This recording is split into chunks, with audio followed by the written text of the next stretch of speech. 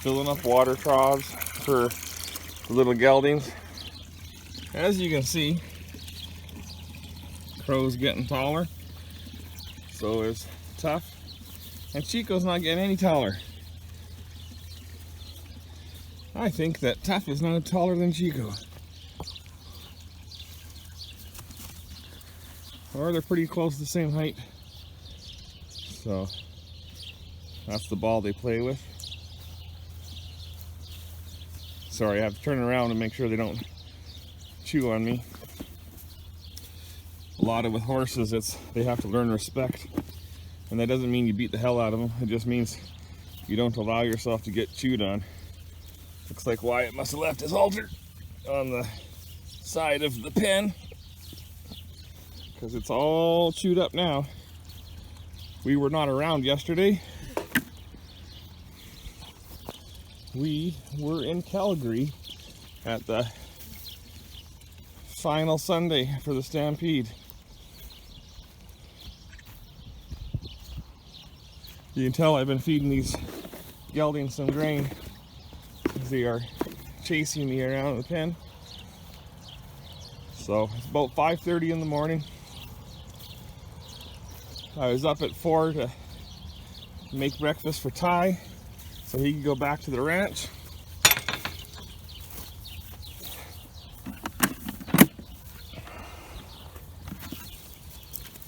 And I've got lots of jobs to do. Sniper's out having a good scratch there.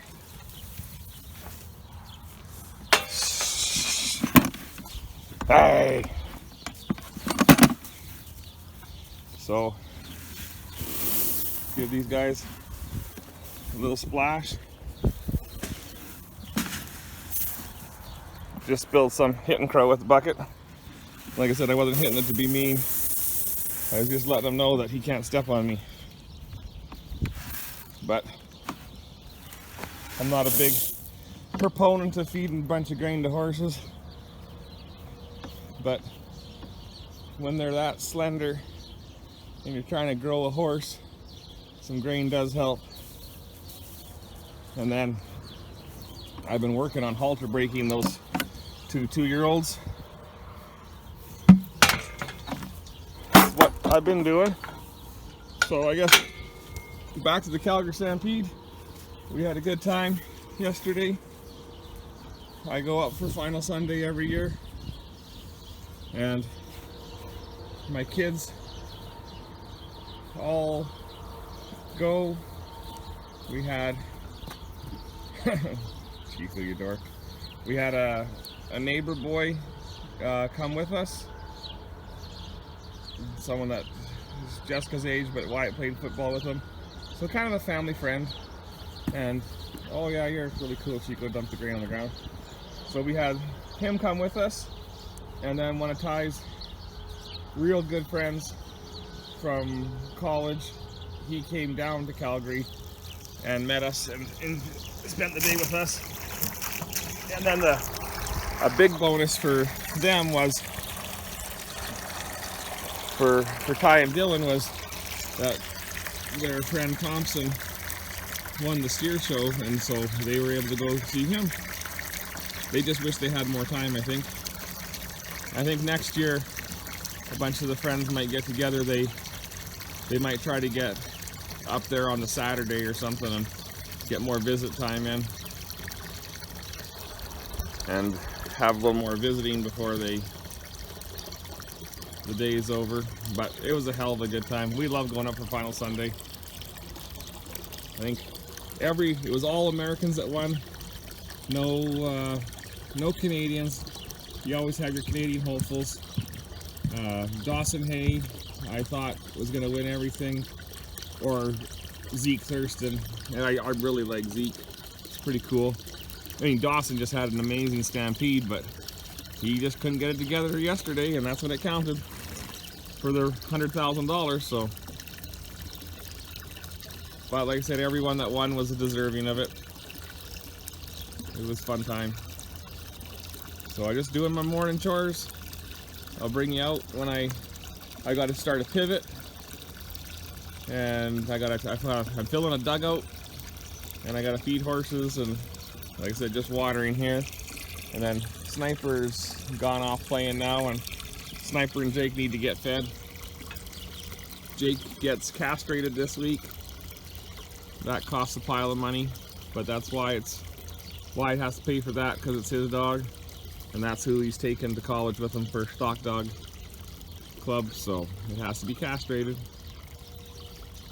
He's bred 2 females. So the first one, he got a pup, and then he sold that. He got the pick of the litter, and then he sold that pup for $600. And then in August, another batch of pups from a different female should get born. Well, it's out of Sniper's mother, actually. The first batch of pups was out of Sniper's sister, and now it's out of Sniper's mom will come. And Wyatt will get a pick of the litter then, so he'll be in the dog selling business again. So I'll bring you out and show you some more stuff going on. Show you the crops.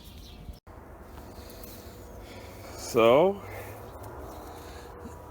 that glass there is supposed to be in this sight gauge here.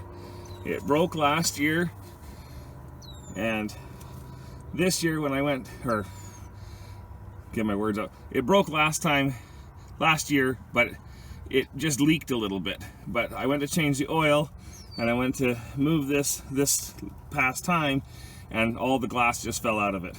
So inside there is a piece of silage plastic, and I'm hoping that that will keep the oil from running out. So I had a diesel leak about right there and put out a whole bunch of diesel, so I shut down on Saturday.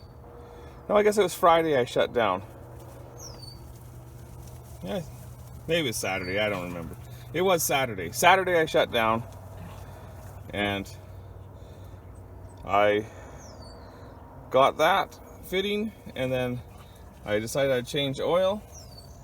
This is on this little Deutz 5-cylinder that runs the hydraulic pump for this old T&L pivot. So I dumped the oil, and then I had to keep fixing. But because I wasn't around Sunday, I decided to start back up today. So now I'm gonna start dumping engine oil in there. Right, dog? Huh? Right, Snipe? Where's Big Bad Jake? Big Bad Jake? So, stupid foxtail. That's a scourge. Anywhere there's some drainage issues, and then once it seeds out, you can't get rid of it. This foxtail all needs to go. But, need to get out spraying Roundup, and then I gotta burn it all if I want to kill it. But I'm gonna put oil in that, and hopefully we'll see if that little silage plastic keeps the engine oil in. Barley's starting to head. I've got to see if I can get a plane in and spray it before I'm too late. So, bring you out in a bit. Well, the dugout didn't overfill, but I'm just filling it with gravity. There's a 2-inch hose from a 3-inch hose, and then off I've got a little outlet by the pumping unit, and so there's just about 2 pounds of pressure from the pipeline that it comes by. So I've had this, it wasn't empty by any means, but I needed to put some additive in there to kill the weeds, so I started topping it off a few days ago. As you can see, my hounds are still with me, Jake and Sniper. On Friday, Wild went everywhere with us, and Wild never goes anywhere, but sits on the step and growls at anyone that comes to the yard and barks, which is what I like him for. So, pickup truck, charging the battery on the pumping unit.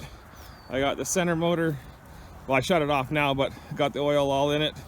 Had to put some hydraulic fluid in the reservoir, 5-gallon pail of that. So we're just charging this battery up on the pumping unit, and we'll give her a whirl. I'll show you the pathetic garden, and this is one of those things like between friends, you can't bust my balls over the weeds because it's on the list of things to do this week, is to get the weeds out good. You can see the lowlands of the corn's pretty pathetic because it's too wet.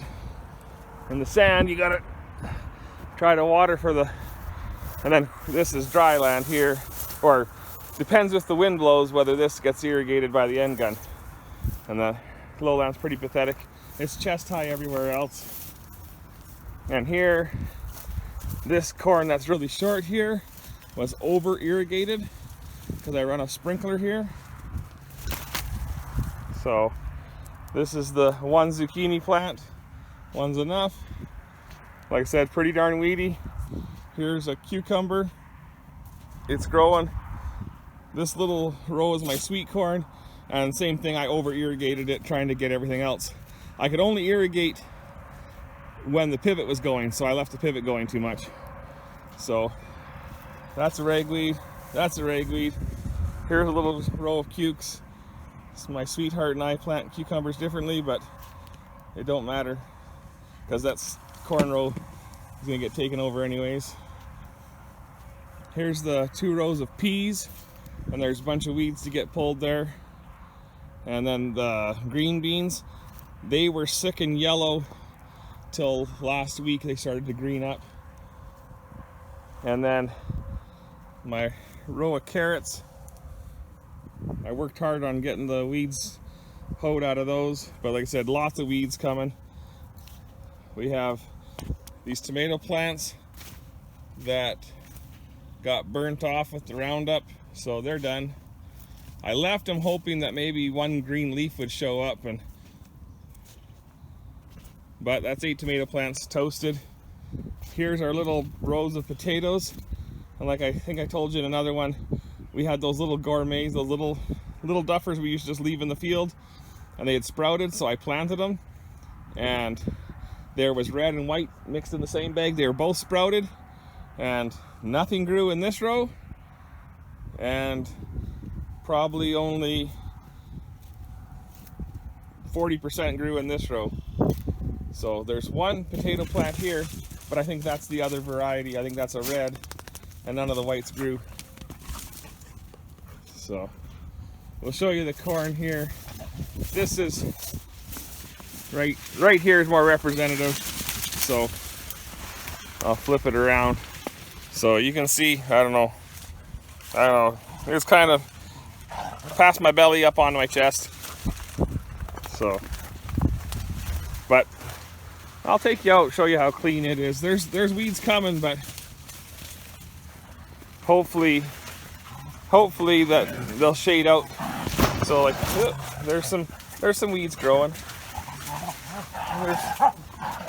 Hey dogs, enough! Sorry about that. But there's my hay off this little triangle. I should have hauled it all to the hay yard, but it was coming, so I just hauled it all to the end of the field. And sure as shit, oh pardon my language, no matter what happens, things have to go backwards. Is both end guns hit the hay on both pivots, so I got to get it moved. So here is what it would look like if we did not spray. So you got wild buckwheat, red root lambs, quarter kochia weed.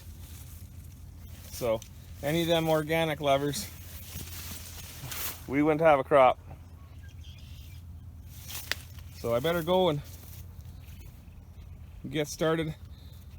My wife freezes peas the way my grandmother taught her to, and we haven't had peas. I guess it's been 5 years since my wife was in the car accident, so I'm really excited to think that we'll have peas in the garden peas in the freezer this winter. Really excited. Pretty sad about the tomato plants, but there's a nursery in Medicine Hat, and that's a city east of me, and in my local town they have there's an oak growing. They have a little building, then it's just by honor. You go there and everything's priced, and there's a money box, so you just go and pick up your tomatoes, well, whatever you get from a greenhouse, and then you just drop your money off in a pay box. So we won't starve to death, and we'll buy a case of tomatoes to bottle and stuff, a couple cases. But it's always nice to eat them out of the garden. So this video is getting long. If I get everything going today, we'll go ride pasture, and I'll make a video riding pasture. Haven't had too many cowboying videos. So, where the hell are you, Sniper? So Sniper's gonna tell you, be sure to comment, come on, put your thumb up, rate, and subscribe. And have yourselves a good day. Take care. Bye. I thought I'd show you a little bit more of the corn. Like I said, it bugs my wife when I sign off on a video and then show more videos, so I like doing it. So there's some dew, so I'm getting kind of wet. And then, you know, when you want to be a cowboy and not a farmer, you wear your cowboy boots to go irrigate instead of your gum boots.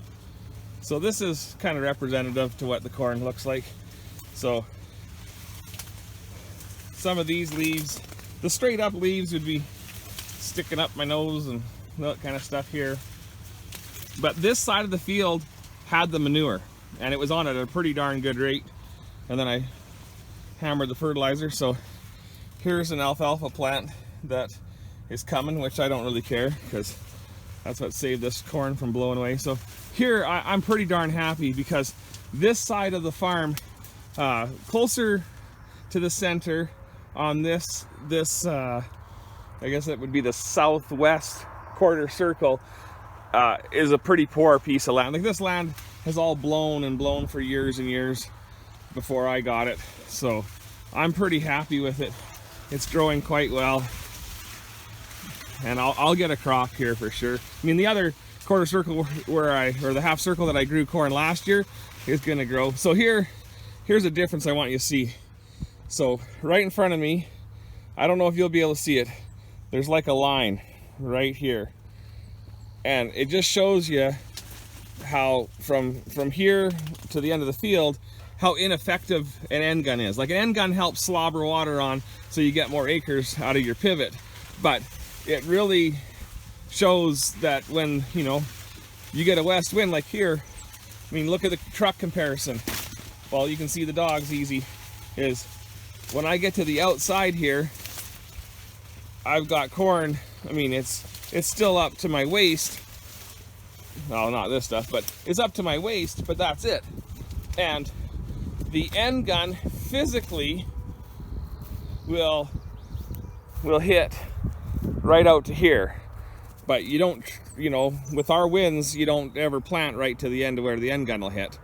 So that just shows you how your end gun's good, but in the wind it can only do so much. And like, where water rights are really expensive, I got a neighbor who farms in a different water or irrigation district, and he took all the end guns off his pivots and just waters with the center pivots. Okay, load up, dogs.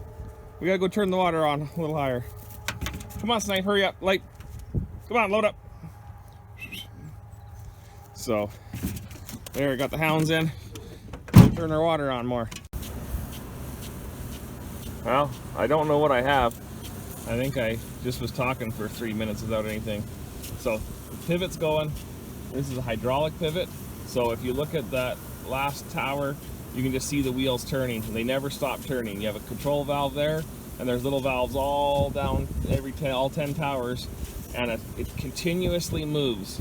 It never stops. We're on the electric pivots. They have limit switches, and then they just go, and then they shut off and on all the time. So I always like the T&L pivots for the fact that they never start and stop. They just are always going. But old technology, and it's not as convenient. So here's what I'm breaking the law. There's a wet spot on the road. I turned the end gun back on a little early, but I wasn't going to shut it off because this one you manually turn the end gun on and off. And so if you guys tell the county cops, we're not going to be friends anymore. So you guys got to be nice.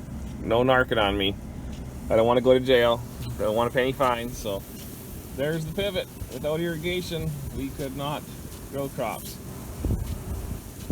Where brother-in-law is it's pretty sad. The crops the wheat in Durham have just kind of died, and they will be under 10 bushel to the acre, and will combine in road gear just for a number, and so they can tell crop insurance a number, and it's going to be pretty sad. So we can grow a crop with irrigation. Like I said, we're so sandy we couldn't grow anything without irrigation, so I'm very thankful for it. And this part is going to get cut for green feed, and so it got rolled, so it's a little behind the other.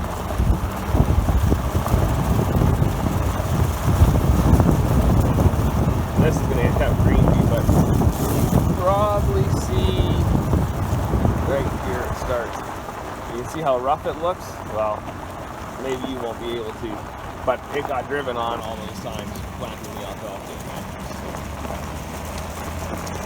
Life is great, growing cow feed. Like I said, we'll go cowboying this afternoon. Cry about the heat. My southern friends, when we cry about it being 90 degrees out and think we can't work, you guys just have a good laugh at us. I think it was 92. It was 92 degrees Saturday, and I changed oil in all the vehicles, and I thought at about 8 o'clock that night we'd go riding, and by the time I was done feeding, I'd sweated through all my clothes, and it's like, no, we're not going to ride today. So it's not supposed to be as hot today, so we'll better saddle up and go start checking pastures. And I've already said goodbye, so we'll see you later.